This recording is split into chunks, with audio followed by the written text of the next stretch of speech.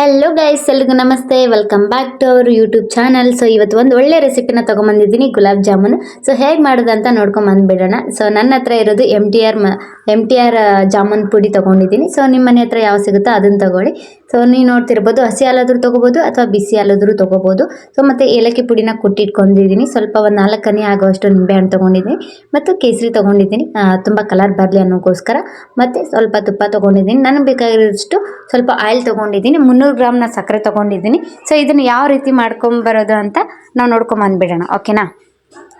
So ಇಲ್ಲಿ ಸ್ಮೂತಾಗಿ ಚೆನ್ನಾಗಿ ಕಲಿಸ್ಕೋಬೇಕಾಗ್ತೈತಿ ಮೀಡಿಯಮ್ ಸೈಜಲ್ಲಿ. ಸೊ ನಾನು ಸ್ವಲ್ಪನೇ ಹಾಲಾಕಿನೇ ಮೃದುವಾಗಿ ಕಲಿಸ್ಕೊತೀನಿ. ನೀವು ನೋಡ್ತಿರ್ಬೋದು, ಚೆನ್ನಾಗಿ ಸ್ಮೂತ್ ಆಗುವಾಗೂ ಕೂಡ ಅಷ್ಟೊಂದು ಚೆನ್ನಾಗಿ ಗಂಟಿಲ್ಲದೆ ಇರೋ ರೀತಿ ಕೂಡ ಅದನ್ನು ಚೆನ್ನಾಗಿ ಕಲಿಸ್ಕೋಬೇಕಾಗ್ತೈತಿ. ಸ್ವಲ್ಪನೇ ಹಾಲು ಹಾಕ್ಕೊಂಡು ಕಲಿಸ್ಕೋಬೇಕಾಗ್ತೈತಿ. ನೀವು ನೋಡ್ತಿರ್ಬೋದು, ಸ್ವಲ್ಪನೂ ಗಂಟಿರಬಾರ್ದು, ತುಂಬ ಸ್ಮೂತಾಗಿರಬೇಕು. ಕೊನೆಯದಾಗಿ ನೀವು ನೋಡ್ತಿರ್ಬೋದು, ಕೈಗೆ ಸ್ವಲ್ಪನೂ ಹಿಟ್ಟು ಹತ್ತಬಾರ್ದು. ಸೊ ನೋಡಿ, ಇಷ್ಟೊಂದು ಚೆನ್ನಾಗಿ ಈ ಥರ ರೆಡಿ ಮಾಡಿ ಇಟ್ಕೊಂಡಿದ್ದೀನಿ. ಒಂದು 5-10 ನಿಮಿಷ ಅದನ್ನು ಸ್ವಲ್ಪ ನೆನೆ ಬಿಟ್ಬಿಡೋಣ, ಓಕೆನಾ. ಸೊ ಇದನ್ನು ನೆನೆ ಬಿಟ್ಟು ಆದಮೇಲೆ ನೆಕ್ಸ್ಟು ನಾನು ಒಂದು ಕಡಾಯಿಗೆ ನಾನು ಸಕ್ಕರೆ ಪಾಕನ ರೆಡಿ ಮಾಡ್ಕೊತೀನಿ. 300 ಗ್ರಾಮ್ ಸಕ್ಕರೆ ಪಾಕ ತೊಗೊಂಡಿದ್ನಲ್ಲ, ಸೊ ಆ 300 ಗ್ರಾಮ್ ಸಕ್ಕರೆಗೆ ನಾನು ಅದರ ಅರ್ಧ ಆಗುವಷ್ಟು ನೀರು ಹಾಕ್ಕೊಂಡಿದ್ದೀನಿ. ನೀವು ಸಕ್ಕರೆ ತೊಯ್ಯಷ್ಟಾದರೂ ಕೂಡ ನೀರು ಹಾಕ್ಕೋಬೋದು, ಯಾಕಂತಂದ್ರೆ ಸ್ವಲ್ಪ ಭಾಳ ಗಟ್ಟಿ ಆಗುತ್ತೆ. ಅರ್ಧ ಸಕ್ಕರೆ ಎಷ್ಟು ತೊಗೊಂಡಿನಿ ಅದರ ಅರ್ಧ ಕಪ್ಪ ನಾನು ನೀರು ತೊಗೊಂಡಿದ್ದೀನಿ. ಚೆನ್ನಾಗಿ ಬಿಡ್ದೇನೆ ಚೆನ್ನಾಗಿ ಪಾಕ ರೆಡಿ ಮಾಡ್ಕೊಂಡಿದ್ದೀವಿ. ಇದಕ್ಕೆ ನಾನು ಕೇಸರಿ ಹಾಕ್ಕೊಳಕತ್ತೀನಿ. ಅದರ ಜೊತೆಗೇ ಏಲಕ್ಕಿ ಪುಡಿ ಕೂಡ ಹಾಕ್ಕೊಂಡಿದ್ದೀನಿ. ನೀವು ನೋಡ್ತಿರ್ಬೋದು, ನಾನು ಕೇಸರಿ ಯಾಕೆ ಹಾಕ್ಕೊಂಡಿದ್ದೀನಿ ಅಂದರೆ ಕಲರ್ ಬರಲಿ ಅನ್ನೋ ಉದ್ದೇಶದಿಂದ ನಾನು ಕೇಸರಿನ ಹಾಕ್ಕೊಂಡಿದ್ದೀನಿ. ಆ್ಯಂಡ್ ಸ್ಮೆಲ್ ಕೂಡ ಅಷ್ಟೇ ಚೆನ್ನಾಗಿ ಬರ್ತೈತಿ. ಆ್ಯಂಡ್ ನೀವು ಪಾಕ ನೋಡ್ತಿರ್ಬೋದು, ರೆಡಿ ಆಗಿದೆ ಪಾಕ. ಆ್ಯಂಡ್ ನಾನು ಇದಕ್ಕೆ ನಿಂಬೆ ಹುಳಿ ಅಂತ ತೋರಿಸಿದ್ನಲ್ಲ, ಸೊ ಒಂದು 2-3 ಹನಿ ನಾನು ಇದಕ್ಕೆ ನಿಂಬೆ ಹುಳಿ ಅಂತೀನಿ, ನೋಡ್ತಿರ್ಬೋದು ನೀವು. ಈ ನಿಂಬೆ ಹುಳಿ ಕೂಡ ಚೆನ್ನಾಗಿ ಮಿಕ್ಸ್ ಮಾಡ್ಕೊಳ್ಳೋಣ, ಓಕೆನಾ.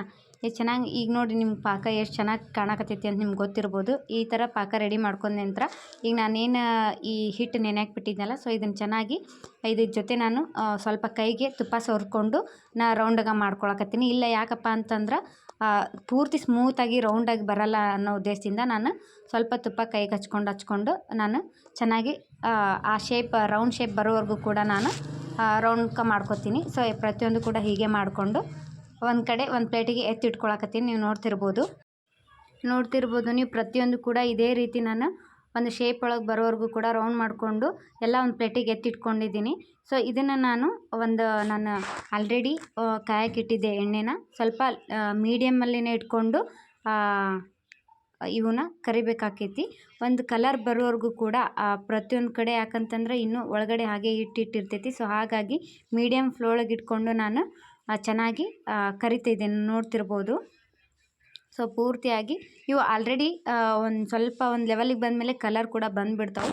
ಸೊ ಪೂರ್ತಿ ಕಲರ್ ಬರೋವರೆಗೂ ಕೂಡ ನಾವು ಇದನ್ನು ಚೆನ್ನಾಗಿ ಫ್ರೈ ಮಾಡ್ಕೊಳ್ಳೋಣ. ನೋಡ್ತಿರ್ಬೋದು ನೀವು.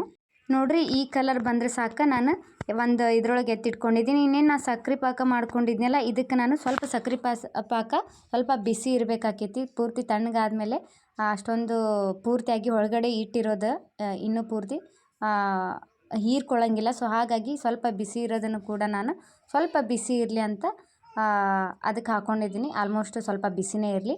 ಸೊ ಪ್ರತಿಯೊಂದು ಕೂಡಕ್ಕೂ ನಾನು ಅದು ಸಕ್ಕರೆ ಪಾಕ ಹಿಂಡ್ಕೊಳ್ಳುವಂಗೆ ಪೂರ್ತಿ ಕೂಡ ಅದಕ್ಕೆ ಹಾಕ್ಕೊಂಡಿದ್ದೀನಿ. ಇದನ್ನು ಸ್ವಲ್ಪ ಹೊತ್ತು ಮುಚ್ಚಿಟ್ಬಿಡೋಣ. ಮುಚ್ಚಿಟ್ಟಿದ ಮೇಲೆ ನೋಡ್ತಿರ್ಬೋದು ಪೂರ್ತಿಯಾಗಿ ಸಕ್ಕರೆನ ಯಾವ ರೀತಿ ಹಿಂಡ್ಕೊಂಡಿದೆ ಅಂತ, ಎಷ್ಟೊಂದು ಚೆನ್ನಾಗಿ ಬಂದೈತೆ.